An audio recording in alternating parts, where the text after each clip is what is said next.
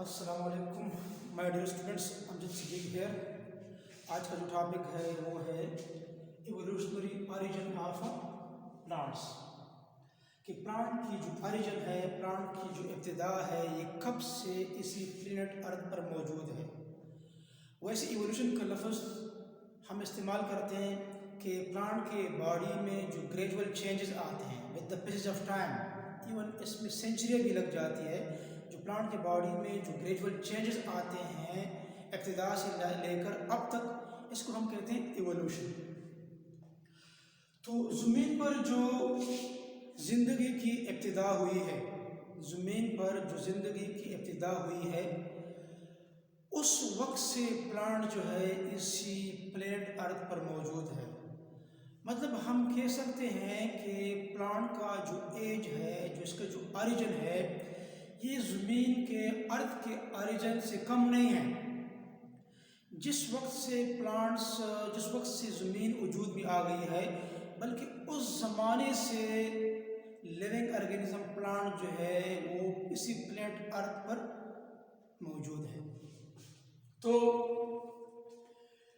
इसका मतलब ये हो गया कि the life of the plants is not much older than the origin of the earth. मतलब ये इतना जो है बड़ा नहीं है। ज़मीन की जो लाइफ है, जब से ज़मीन वजूद में आ गई है तो उसी वक्त से ही जो है क्या है, प्लांट जो है वो इसी प्लेनेट अर्थ पर, या जो लिविंग ऑर्गेनिज्म है वो इसी प्लेनेट अर्थ पर मौजूद है। जिस तरह की मुख्तलिफ थ्योरीज पेश किए गए हैं कि मुख्तलिफ टाइम पीरियड्स में मुख्तलिफ किस्म के प्लांट जो है उसने इसी प्लेनेट अर्थ को डोमिनेट किया है। प्लांट की बॉडी में काफ़ी इवोल्यूशन आई है और मुख्तलिफ टाइम पीरियड्स में जो है मुख्तलिफ किस्म के प्लांट जो है वो फ्लरिशिंग कंडीशन में मौजूद थे। अभी हम इसको इसी चार्ट की मदद से हम डिस्कस करेंगे कि कैसे हम कह सकते हैं कि मुख्तलिफ टाइम में मुख्तलिफ प्लांट जो है वो क्या थे, वो फ्लरिशिंग कंडीशन में क्या थे, मौजूद थे। तो इसके लिए वैसे स्केल का इस्तेमाल किया जाता है। जो जियोलॉजिस्ट होते हैं, जो पैलेंटोलॉजिस्ट होते हैं, जो अर्थ साइंटिस्ट होते हैं, वो जियोलॉजिकल टाइम स्केल को बनाते हैं। जियोलॉजिकल टाइम स्केल या जियोलॉजिक टाइम स्केल क्या होता है? We can define it as a system which describe the timing and relationship between events that have occurred throughout Earth history। मतलब वो सिस्टम, वो स्केल जिसमें डिस्क्राइब किया जाता है एक ताल्लुक को किस चीज़ के दरमियान में, टाइमिंग का और इवेंट्स जो कि इसी अर्थ सरफेस पर हुई हो उसके दरमियान में जो रिलेशनशिप है उसको जियोलॉजिक टाइम स्केल कहा जाता है। जियोलॉजिक अर्थ मतलब इसी अर्थ पर जो लिविंग ऑर्गेनिज्म की हिस्ट्री है, इसी हिस्ट्री को अगर हम बयान कर ले विद टाइम कि कौन कौन से प्लांट्स और एनिमल्स किस टाइम पीरियड में मौजूद थे, तो इसी ताल्लुक को, इसी रिलेशनशिप को जियोलॉजिकल टाइम स्केल कहा जाता है। अब मैं आपको ये चार्ट जो है मैं आपको एक्सप्लेन कर रहा हूँ। इसमें अगर आप देखें, यहाँ पर लिखा है कि era, periods, years ago, plants and animals. वैसे अगर हम जियोलॉजिकल टाइम स्केल या जियोलॉजिक जो कैलेंडर होता है उसमें अगर हम देखें, उसमें सबसे पहले जो होता है ईयान होता है, EON, एयान। दूसरे नंबर पर फिर कैटेगरी आती है एरा। तीसरे नंबर पर फिर कैटेगरी आती है पीरियड्स और चौथे नंबर पर आता है एपक, EPOCH, एपक। और फिर जो है पांचवें नंबर पर आता है एज। ठीक है, eon, era, periods, epoch and age. लेकिन आपके कोर्स से रिलेटेड जो है हम सिर्फ और सिर्फ इन दो टाइम पीरियड्स के बारे में हम स्टडी करते हैं, एक एरा है और एक पीरियड्स है। बाकी आयान वगैरह जो एपक जो है, एज जो है, वो आपके कोर्स में इंक्लूड नहीं है। ये बिल्कुल इस तरह है कि एरा जो है वो लार्जेस्ट टाइम पीरियड है। एरा में फिर क्या आते हैं, एयान जो है, एयान, EON, ये लार्जेस्ट टाइम पीरियड है। अयान में फिर एरा आता है, एरा में फिर पीरियड्स आते हैं, पीरियड्स में फिर एपक आता है और एपक में फिर एज आता है। ये बिल्कुल इस तरह है जिस तरह कि हम कहते हैं कि साल के अंदर महीने होते हैं। अब महीने के अंदर हफ्ते होते हैं, वीक्स होते हैं, और फिर वीक्स के अंदर फिर दिन होते हैं। ये बिल्कुल एग्जैक्टली इस तरह है। फॉर एग्जाम्पल देखिए, हमारे पास एरर्स और पीरियड्स के बारे में हम डिस्कस करते हैं। हमारे पास जो मैंने ब्लू में शो किए हैं ये एरर्स को रिप्रेजेंट कर रहे हैं, लार्ज टाइम पीरियड्स को ये रिप्रेजेंट कर रहे हैं। तो एरर कहते हैं 4 है। पहले नंबर पर कौन सा है? फॉर एग्जाम्पल सिनोजोइक एरा है एक हमारे पास, एक मेसोजोइक एरा है, और एक जो है पेलियोजोइक एरा है, और इससे के बाद एक और भी है जो प्रोटीरोजोइक एरा है। बेसिकली ये स्टार्ट करते हैं इधर से नीचे से ऊपर। ये तो आजकल का जो एरा है सिनोजोइक, ये उसको रिप्रेजेंट कर रहा है। प्रोटीरोजोइक जो पहले एरा स्टार्ट हुआ था, प्रोटीरोजोइक, इससे पहले और भी कई एरा है, हेडियन वगैरह है, ठीक है, आर्कियन है, लेकिन वो आपके कोर्स में इंक्लूड नहीं है। तो हम यहाँ से स्टार्ट करते हैं Proterozoic era, Paleozoic era, Mesozoic era and Cenozoic era. अब हर एक एरा के अंदर फिर पीरियड्स आते हैं। अब प्रोटीरोजोइक एरा के में कोई पीरियड्स इंक्लूड नहीं है। अगर हम पेलियोजोइक एरा को हमने पेलियोस से डिराइव्ड, पेलियोस मीन एंशिएंट, जो एंशिएंट एज है उसको रिप्रेजेंट कर रहा है। इस तरह मेसोजोइक जो मिडल एज है, सिनोजोइक जो रेसेंट एज है, रेसेंट एरा है जो आजकल का है, उसको ये रिप्रेजेंट कर रहा है। तो प्रोटीरोजोइक एरा में कोई पीरियड्स इंक्लूड नहीं है, और जो पेलियोजोइक एरा है, जो एंशिएंट एरा है, उसमें जो है आपके पास 6 पीरियड जो है वो इंक्लूड है। कौन कौन से? Permian, Carboniferous, Devonian, Silurian, Ordovician, Cambrian. These are the periods which are included in the Paleozoic era. फिर हम आते हैं मेसोजोइक एरा, जो मिडल एरा है। उसमें आपके पास 3 पीरियड जो है वो शामिल है, क्रीटेशियस, जुरेसिक, ट्रायसिक। अब जो रेसेंट है सिनोजोइक एरा, इसमें 2 आपके पास पीरियड शामिल है, क्वाटरनरी एंड टर्शियरी। यहाँ पर एक हेडिंग दिया गया है ईयर्स एगो। तो ये जो आपके पास सिनोजोइक एरा है जिसमें जो पीरियड शामिल है ये 70 मिलियन ईयर्स एगो, मतलब ये जो है मौजूद है। इसी तरह मेसोजोइक एरा 135 मिलियन ईयर्स एगो, क्रीटेशियस 180 मिलियन ईयर्स एगो, ट्रायसिक 250 मिलियन ईयर्स एगो।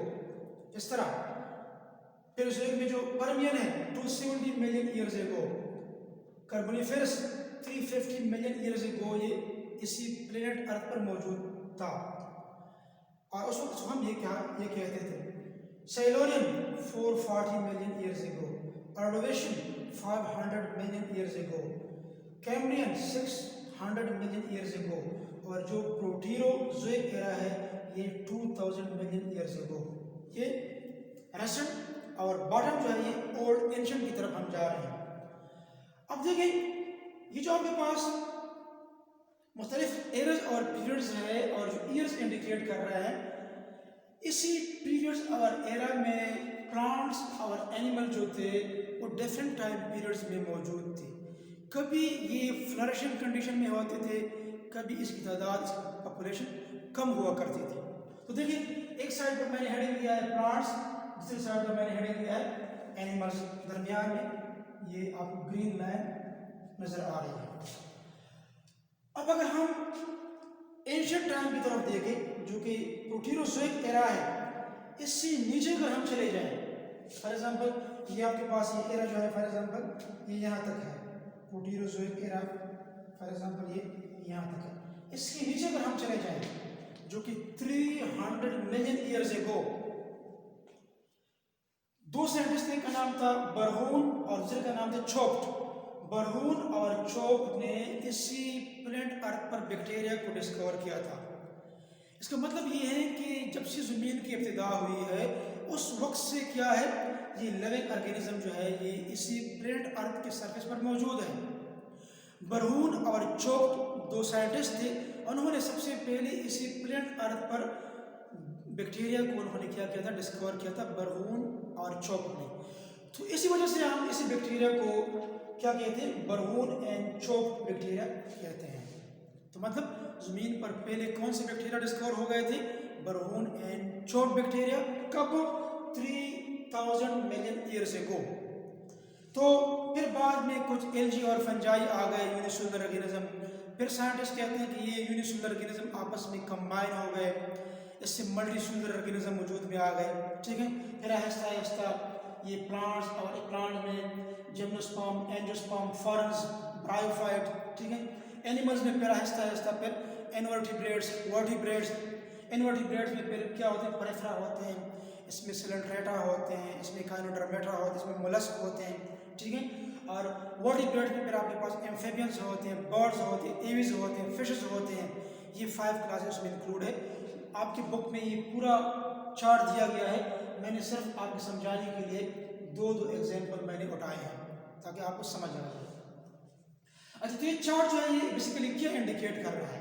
यहाँ पर मैंने आपको एक एग्जाम्पल यहाँ पर लिखा है कि फर्न्स, ये जो एडियंटम वगैरह होते हैं, जो प्लांट होते हैं, फर्न्स डोमिनेटेड मीन जो फ्लरिशिंग कंडीशन पर मौजूद थे। कब? जमीन पर during the Permian and Triassic periods. Permian और ट्रायसिक पीरियड अगर आप ले लें, उसमें आपके पास फर्न्स जो प्लांट थे वो सबसे डोमिनेंट थे, सबसे फ्लरिशिंग कंडीशन में मौजूद थे, इसकी पॉपुलेशन सबसे ज़्यादा थी। फॉर एग्जाम्पल देखिए, अभी हम जाते हैं कहाँ पर? Permian and Triassic period. MCQs point of view से ये बहुत इंपॉर्टेंट है।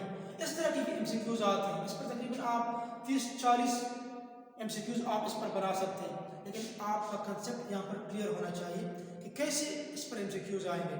तो अभी मैं जाता हूँ पर्मियन और ट्रायसिक पीरियड की तरफ। पर्मियन एंड ट्रायसिक किधर है? पर्मियन, ये आपके पास पर्मियन पीरियड है और ये आपके पास ट्रायसिक पीरियड है। Permian and Triassic. अब इसी ट्रायसिक और पर्मियन पीरियड में कौन से प्लांट फ्लरिशिंग कंडीशन में मौजूद थे? फर्न्स, ठीक है। अब फर्न्स प्लांट्स देखें, बिल्कुल अगर हम इसके सामने चले जाएं, बिल्कुल इस तरीके से यहाँ पर अगर हम चले जाएं तो ये प्लांट में ये फ्रंट का ये ग्राफ शो किया गया है। अब ये जो आपके पास ट्रायसिक और पर्मियन पीरियड्स हैं, इसके सामने बिल्कुल देखिए यहाँ पे साफ पास ये फर्न लिखा है, ये फर्न आ रहे हैं। तो इसी ग्राफ अगर आप देखें, ये जो ग्राफ है यहाँ पर नैरो है यहाँ तक, इसके बाद फिर ऐसे ऐसे ये ब्रॉड हो रहा है, फिर नैरो हो रहा है। इसका मतलब ये जो ब्रॉड आपको जो नजर आ रहा है, इसी और इसी के दरमियान में स्पेशली ये जो एरिया है इसमें ये थोड़ा सा थिक है। ये थिकनेस जो है ये रिप्रेजेंट कर रहा है कि यहाँ पर फर्न्स प्लांट फ्लरिशिंग कंडीशन में मौजूद थे, इसकी पॉपुलेशन ज़्यादा थी। फिर बाद में क्या हो गए? कम। चूंकि हम बेस से आ रहे हैं, तो अगर हम बेस से शुरू करें, क्योंकि जमीन की इब्तिदा तो यहाँ से शुरू हुई है, ये आजकल की तरफ आ रहे हैं, तो पहले अगर हम इसी एरा और पीरियड में देखें तो आपके सामने देखिए फर्न्स नहीं है, मतलब फर्न्स जो थे उस वजूद में नहीं आए थे। जब हम इसी पर्मियन की तरफ आ जाते, पर्मियन से ही इसी फर्न्स प्लांट की जमीन पर इब्तिदा हुई है। तो यहाँ से फर्न्स प्लांट शुरू हो गए हैं, ऐसा ऐसा ये फ्लरिश होते गए, लेकिन सबसे ज्यादा थे इन दो पीरियड में। लेकिन बाद में अगर आप देखें ये ग्राफ जो है नैरो होता जा रहा है, मतलब आजकल भी मौजूद है लेकिन कम है। लेकिन अगर एमसीक्यूज में आ जाए कि which plants dominated the earth during Triassic and Permian periods, तो आपने क्या कहना है? फर्न्स प्लांट्स, ठीक है। इस तरीके से फॉर एग्जांपल इनवर्टिब्रेट्स में फिर आपके पास फॉर एग्जांपल यहाँ पर मोलस्क है, ठीक है, मोलस्क प्लांट है फॉर एग्जांपल। उसके सामने आप देखें ये कौन से पीरियड में आ रहे हैं, ठीक है, जिसमें कुछ डिओनियन और पेलेज़ोइक एरा आ रहा है। हम बेस से ऊपर की तरफ आ रहे हैं, और आप लोगों को पता है कि आजकल जो डोमिनेंट प्लांट्स हैं वो कौन है? Angiosperm, flowering plants. तो यहाँ फ्लावरिंग प्लांट आप देखें, पहले तो यहाँ से लेकर यहाँ तक, बल्कि यहाँ तक ट्रायसिक तक एंजियोस्पर्म का कोई कंसेप्ट नहीं है। अगर आप यहाँ पर पहुंच जाए जब जोरासिक और ट्रायसिक की तरफ, तो यहाँ से एंजियोस्पर्म की स्टार्ट हुई है और फिर देखिए यहाँ पर ब्रॉड हो रहा है। यहाँ पर आजकल तक ये क्या, ये ब्रॉड आ रहा है। मतलब अगर आप इसी ग्राफ में देखें, ये सबसे ब्रॉड नजर आ रहा है। अगर आप टिप्स को देखें, इसका मतलब ये है आजकल जो मोस्ट डोमिनेंट प्लांट्स है इसी प्लेनेट अर्थ पर हो गया है एंजियोस्पर्म से। ठीक है, तो ये इसी एरा में देखें ये सबसे फ्लरिशिंग कंडीशन में क्या थे, मौजूद थे। अगर आपके पास एमसीक्यूज आ जाए कि angiosperms have dominated the earth surface during this era, अगर एरा आ जाए तो फिर देखिए एरा, अगर आप देखें तो फिर सीरोजोइक एरा में ये सबसे फ्लरिशिंग कंडीशन में क्या है, मौजूद है। इस तरीके से और भी बहुत सारे जो ये ग्राफ शो कर रहा है, इसी ग्राफ में इससे आपको पता चलता है जहाँ पर ब्रॉड है प्लांट इस वक्त ज़्यादा तादाद में मौजूद है, जहाँ पर ये कम हो रहा है या नहीं है तो फिर इसी पीरियड में क्या थे, ये नहीं थे। तो ये क्या था आपके पास, ये आपके पास एक चार्ट था। इसी चार्ट की मदद से आप क्या कर सकते हैं, आप प्लांट्स और एनिमल्स को आप ये जान सकते हैं कि कौन से टाइम में, कौन से पीरियड्स में, कौन से एरा में क्या थे, डोमिनेंट कंडीशन में क्या थे, मौजूद थे। ठीक है, तो ये आपके पास क्या है, evolutionary origin of the plants. तो इसमें आप एमसीक्यूज जो है इसको आप गौर से देखें। अगर फिर भी आपको कोई मसला हो तो आप कमेंट बॉक्स में पूछ सकते हैं। इंशाल्लाह होप कि आप लोगों ने इसी टॉपिक को आप लोगों ने एंजॉय किया होगा और आपको समझ आया होगा। अल्लाह हाफिज़।